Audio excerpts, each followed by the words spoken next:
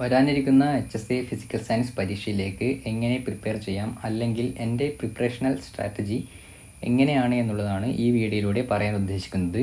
2016 notification വന്ന് 2018 exam നടന്ന് 2020 rank list വന്ന് 2023 വരെ അഡ്വൈസ് നടന്ന HSC പരീക്ഷയിൽ വിവിധ ജില്ലകളിലായി 20 മുതൽ 33 വരെയായിരുന്നു കട്ട് ഓഫ്. ഇത് സ്വാഭാവികമായിട്ടും കോമ്പറ്റീഷൻ കൂടി വരുന്ന ഈ കാലത്ത് ഉയരാൻ മാത്രമേ സാധ്യതയുള്ളൂ. ഉദാഹരണത്തിന് 2016 കാലഘട്ടങ്ങളിൽ 30 മുതൽ 40 വരെ ആയിരുന്നു UPSCയുടെ കട്ട് ഓഫ്. ഇന്ന് പക്ഷേ അത് 60-ന് മുകളിൽ 60-നും 70-നും ഇടയിലേക്ക് പോകുന്നതായിട്ട് നമുക്ക് കാണാൻ സാധിക്കും. അതുകൊണ്ട് തന്നെ എത്ര നന്നായി നമുക്ക് നമ്മുടെ ഈ സബ്ജക്റ്റ് ഫിസിക്സ് കെമിസ്ട്രി അറിയുന്നുവോ അത്ര നന്നായി നമുക്ക് ഈ പരീക്ഷ അറ്റൻഡ് ചെയ്യാം, ഉയർന്ന റാങ്ക് വാങ്ങാം. ഉയർന്ന റാങ്ക് വാങ്ങുക എന്ന് പറയുമ്പോൾ 80-ന് മുകളിൽ മാർക്ക് വാങ്ങാൻ നിങ്ങൾക്ക് സാധിക്കുവാണെങ്കിൽ നിങ്ങൾക്ക് ഉയർന്ന റാങ്കിലേക്ക് എന്തായാലും എത്തിപ്പെടാൻ സാധിക്കേണ്ടതാണ്. അപ്പോൾ അതുകൊണ്ട് തന്നെയാണ് ഞാനിതിന് മിഷൻ 80+ എന്ന ഒരു പേര് എൻ്റെ ഈ സ്ട്രാറ്റജിക്ക് കൊടുത്തിട്ടുള്ളത്. സയൻസ് സബ്ജക്റ്റ് ആയതുകൊണ്ട് തന്നെ കോൺസെപ്ച്വൽ അണ്ടർസ്റ്റാൻഡിങ് ഉണ്ടാക്കുക എന്നത് തന്നെയാണ് ഏറ്റവും പ്രധാനമായിട്ടുള്ള കാര്യം. ഇതിൻ്റെ പ്രാധാന്യം എന്താണെന്ന് വെച്ച് കഴിഞ്ഞാൽ PSC ഇപ്പോൾ സ്റ്റേറ്റ്മെൻറ്റ് വൈസ് ക്വസ്റ്റ്യൻസ് ആണ് കൂടുതൽ എക്സാമുകളിലേക്ക് ചോദിക്കുന്നതായിട്ട് കാണുന്നത്. അപ്പോൾ നമ്മൾ കൺസെപ്റ്റ് മനസ്സിലാക്കിയില്ലെങ്കിൽ ഇത് കൃത്യമായി അറ്റൻഡ് ചെയ്യുന്നതിൽ ബുദ്ധിമുട്ടുണ്ടാകും. ഞാൻ എങ്ങനെയാണ് പഠിക്കാൻ ഉദ്ദേശിക്കുന്നത് എന്ന് നോക്കാം. ആദ്യമായി കവർ എൻ്റയർ SCERT ബേസിക്സ് 8-9 ക്ലാസ്സിലെ ഫിസിക്സ് കെമിസ്ട്രി മുഴുവനായി വായിക്കുക. അതിനുശേഷം 8-9-10 ക്ലാസ്സുകളിലെ ഓരോ വിഷയത്തിൻ്റെയും +1 +2 അഡ്വാൻസ് ആയിട്ടുള്ള കാര്യങ്ങൾ പഠിക്കുക എന്നതാണ്. Fact based questions basic science text ബുക്കിൽ നിന്ന് ചോദിക്കാൻ സാധ്യതയുണ്ട്.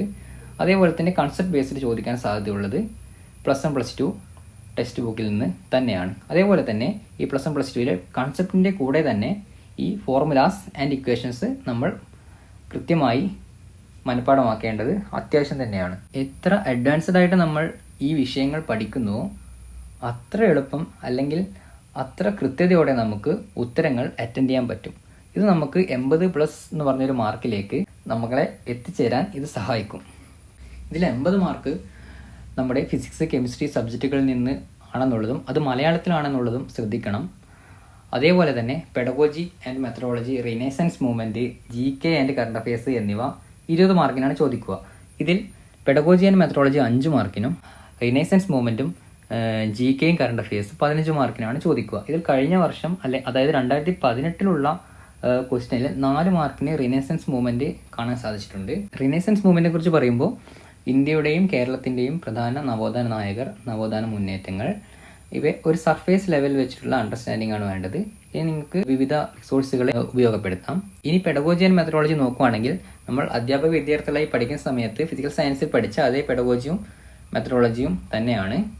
അതിന് അത്യാവശ്യം ശ്രദ്ധ കൊടുത്തു കഴിഞ്ഞാൽ 5 മാർക്ക് തന്നെ വാങ്ങാൻ സാധിക്കുന്നതാണ്.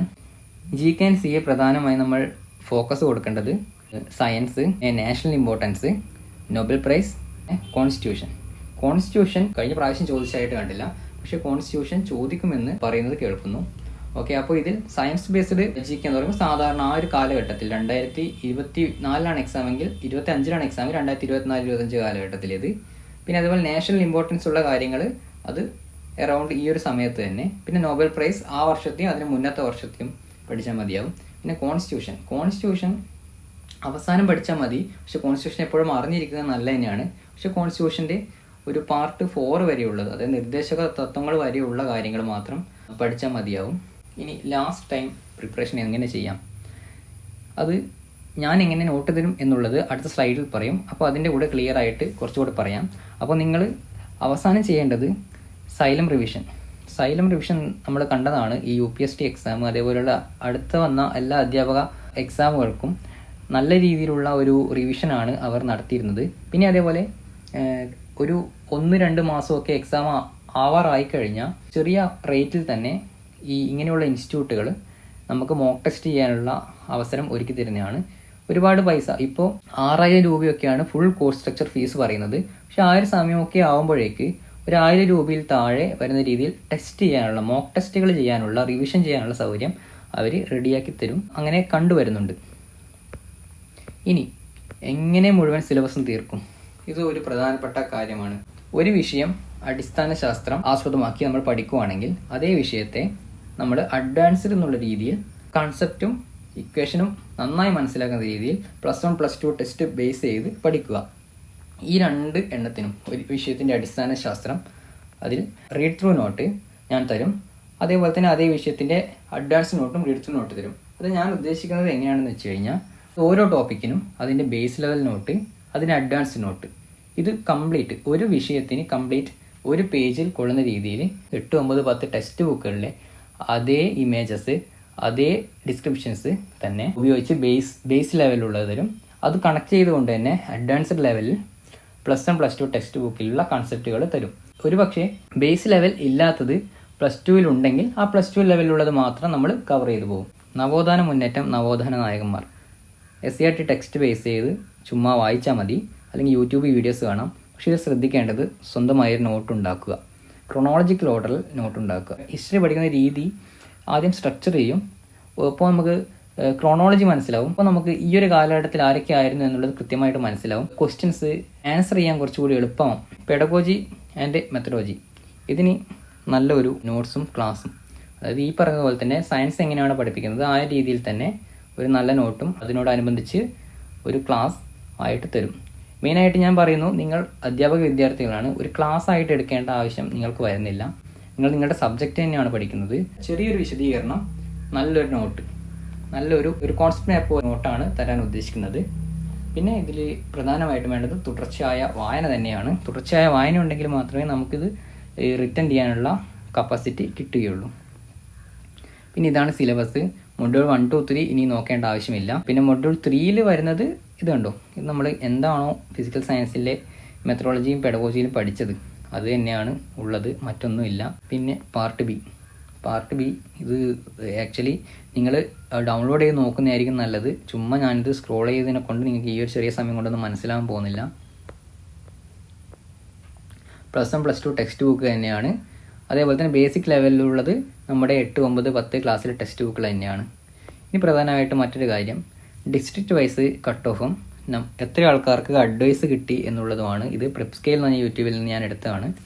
ഓക്കെ, നോക്കൂ. അപ്പോൾ ഒരുവിധം കട്ട് ഓഫിനുള്ളിൽ കയറിയ എല്ലാവർക്കും ആ വർഷം അഡ്വൈസ് കിട്ടിയിട്ടുണ്ട്. അപ്പോൾ ആ മാർക്കാണ് നിങ്ങൾ ശ്രദ്ധിക്കേണ്ടത്. 20 മുതൽ 32.67 വരെ മാർക്കാണ് കട്ട് ഓഫായിട്ട് വന്നിട്ടുള്ളത്. അപ്പോൾ ആ ഒരു ടൈമിലൊക്കെ 50 മാർക്കൊക്കെ വാങ്ങി 50-55 മാർക്കൊക്കെ വാങ്ങിയ ഒരു ഉയർന്ന റാങ്കിലായിരുന്നു ഉണ്ടായിരുന്നത്. പക്ഷെ നമ്മൾ ഇത്തവണ എന്തായാലും 80+ മാർക്കിന് മുകളിൽ വാങ്ങും എന്നുള്ള ഒരു വാശി കൊണ്ട് തന്നെ പഠിച്ച് തുടങ്ങുക. ഇനി ശ്രദ്ധിക്കേണ്ട മറ്റൊരു കാര്യം, ചില യൂട്യൂബേഴ്സ് പറയും പാറ്റേൺ അങ്ങനെയായിരുന്നു, അപ്പോൾ ആ ഭാഗത്ത് ക്വസ്റ്റ്യൻ വരാൻ സാധ്യതയില്ല, അല്ലെങ്കിൽ ആ ഒരു ഏരിയയിൽ ക്വസ്റ്റ്യൻ വരാൻ സാധ്യതയില്ല, അല്ലെങ്കിൽ ഈ ഒരു പാറ്റേണിൽ ക്വസ്റ്റ്യൻ വരാൻ സാധ്യതയില്ല. ഇതൊന്നും നിങ്ങൾ മൈൻഡ് ചെയ്യേണ്ട. കാരണം KPSSക്ക് എവിടെ നിന്ന് വേണമെങ്കിലും ക്വസ്റ്റ്യൻ ചോദിക്കാം. ഈ സിലബസിൽ എവിടെ നിന്ന് വേണമെങ്കിലും എങ്ങനെ വേണമെങ്കിലും ക്വസ്റ്റ്യൻ ചോദിക്കാം. ഇന്ന പാറ്റേണിലെ ചോദിക്കാവോ എന്നൊന്നുമില്ല.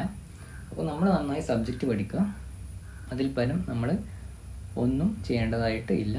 അപ്പോൾ അടുത്ത ക്ലാസ് മുതൽ നോട്ട് ഓരോ വിഷയത്തിനെ ആസ്പദമായി അപ്ലോഡ് ചെയ്യും. അതായത് ഒരു വീഡിയോ റീഡ് ത്രൂ ഉണ്ടാവും. അതേപോലെ തന്നെ അതിൻ്റെ താഴെ ഞാൻ ഒരു ഡ്രൈവ് ലിങ്കും തരും. അതിൽ നിന്ന് നിങ്ങൾക്ക് ആ ഒരു പേജ് PDF ഡൗൺലോഡ് ചെയ്തെടുക്കാൻ പറ്റുന്നതാണ്. പ്രധാനമായും റിസോഴ്സിൻ്റെ ഏകീകരണം എന്നുള്ളത് തന്നെയാണ് ഉദ്ദേശിക്കുന്നത്. കാരണം നമ്മൾ ഓരോരുത്തരും അധ്യാപകർ തന്നെയാണ്. റിസോഴ്സ് നമ്മുടെ കയ്യിൽ കിട്ടുവാണെങ്കിൽ, ഒരു കോൺസെപ്റ്റ് മാപ്പിൻ്റെ രീതിയിൽ നമുക്ക് റിസോഴ്സ് കിട്ടുവാണെങ്കിൽ നമ്മൾ അത് എളുപ്പത്തിൽ പഠിച്ചെടുക്കും. അപ്പോൾ അതിലൊന്നും ഒരു ബുദ്ധിമുട്ടുണ്ടാവില്ല.